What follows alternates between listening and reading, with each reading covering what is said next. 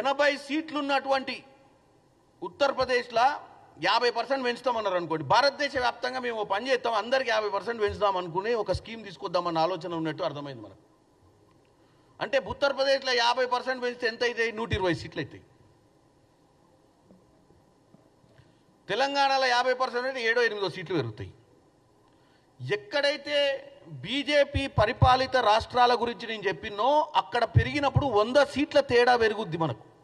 అంటే 100 సీట్లు వాళ్ళకి పెంచే అవకాశం ఉంటుంది గెలవడానికి.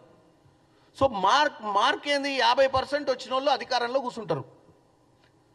ఈ రాష్ట్రాలల్లో జనాభా ప్రాతినిధ్యంలో వాళ్ళు పెంచుకుంటే ఆటోమేటిక్గా ఈ సౌత్ రాష్ట్రాలు ఎక్కడైతే బీజేపీ ప్రాతినిధ్యంలో ఆ రాష్ట్రాలల్లో రాజకీయంగా సీట్లు తగ్గడమే కాకుండా పార్లమెంట్లో రేపు 800 సీట్లు అయినా కానీ 400 సీట్లు వాళ్ళు అవలీలగా వాళ్ళకు ఉన్నటువంటి ఈ బీమారు రాష్ట్రాలలోనే కొట్టుకొని రావచ్చు.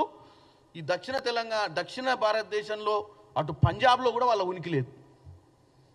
అటువంటి అన్నీ కూడా దెబ్బపడే పరిస్థితి ఉంటుంది.